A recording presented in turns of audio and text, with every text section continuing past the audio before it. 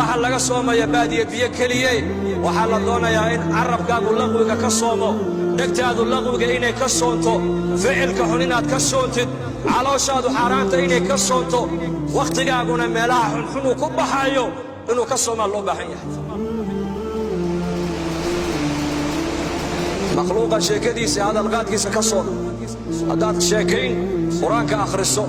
haddaad dad u sheekayn saacadda qiyaamada ka warran haddaad dad u sheekayn dadka ilaahay uga sheekee haddaad dad u sheekayn dadka aakhirada u soo jeedi haddaad dadka wax u sheegi ilaahay xaggiisa ummadda ugu yeedh waxaa maanta adduunyada laga sheekaynaya waa waxba kama jiraan fadkuruunii adkurkum washkuruu lii walaa takfuruun baa ilaahay leeyahay xasuusta aniga anayni xasuusanaye ii mahadnaqa baa ilaahayna leeyahay ha iga gaaloobine baa ilaahayna leeyahay markaa bishani waa bil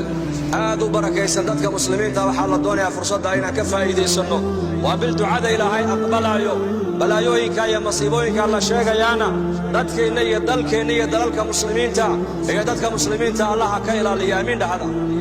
dadkay dhibtaa soo gaadhana allaha ka qaado dadkii ku dhintayna allaha u naxariisto dadka uu hayana allaha caafimaad sariica allaha siiyo ducada ayaan haysanaa ducaa udcu allaha wa antum muuqinuuna bilijaaba buu rasuulku ilaahay barya buu nebigu leeyahay oo baahidiinna ilaahay u sheegta inagoo yaqiinsan oo ku kalsoon ilaahay inuu ducadiinna aqbalayo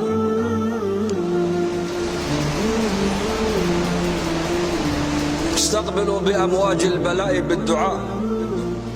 وحسنوا أموالكم بالزكاة وداووا مرضاكم بالصدقة طب النبوي إمام قيم ابن قيم رحمه الله حديث كايو كشيغي بلايوينك ضبيله أي وضام النبي ليهي دعاك قابل دعاء وي عيسى بلايده حوله إننا وعدكو إلى الإسلام النبي ليهي زكدا haddaad zakada dhiibtid oo dadka mustaxiqiinta loogu talagalay aad xoolahaaga aad ka siisid xoolahaaga ilaahay kaa dayici maayo ilaahay baa ku ilaalin kiina inaga bukoodana buu nebigu leeyahay sadaqadda ku daweeya muxuu leeyahay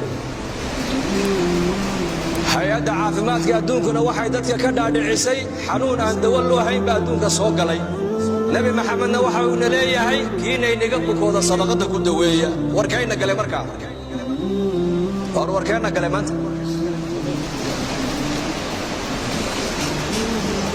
hay-adda caafimaadka adduunku waxayna tidhi xanuunaan dawo loo hayn baa jira kala dheeraada nebi maxamed waxa uuna leeyahay xabbatu sawdaa dawaa'un min kulli daa xabasuudda buu nebigu yidhi xanuun kastoo adduunyada ka jira ayadaa u dawaa buu nebigu leeyahay ilaa geerida mooyaane cilmiga gaaladu ay ku hadlayaan waa cilmi tajaarub waa cilmiga tajaarubka cilmiga nebi maxamed uu ku hadlaayana waa cilmi alwaxyi weeyaan wamaa yantiqu cani ilhawaa in huwa ilaa waxyun yuuxaa gaaladu waxayna leedahay xanuun aan dawo loo hayn baa adduunyada gaadhay iska ilaaliya ilaahayna qur-aanka waxa uu ku leeyahay fiihi shifaa'un linnaas waa casalka malabka dawaa ilaahay geliyey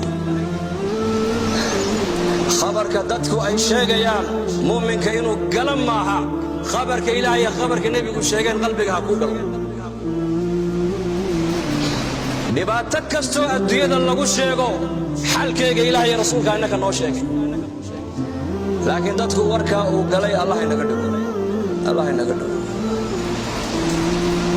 bishani waa bil barakaysan marka aan ducaysanno insha allah وإذا سألك عبادي عني فإني قريب أجيب دعوة الداعي إذا دعان فليستجيبوا لي وليؤمنوا بي لعلهم يرشدون سبب النزول كعادة يكسو يتكتم هاي إن أعرابي ورير بادية أي نبي نويمد عليه الصلاة والسلام وحيد يا رسول الله إله حقي سأدنوكو يريسا ما من نقر ديرو مركان برينا ما نقيلنا إسوا من نودو والله ملاجونا يهوصبا نحقو شاكنا بالموشاك وآموس النبي عليه الصلاة والسلام لأن مركز آيات القرآن كسودك إلهي فليحي حتى أنا قاعد دوم هاي كاوي ديان وعادوا الشيخ داينا ننقو أدون كانوا دوحي كإبريانا بريدي سواء أجيبي بإلهي يعني قال لكن هاي أجيبان لبا شرط با لغو خيره دعاء ان لغا اقبل امسى شرط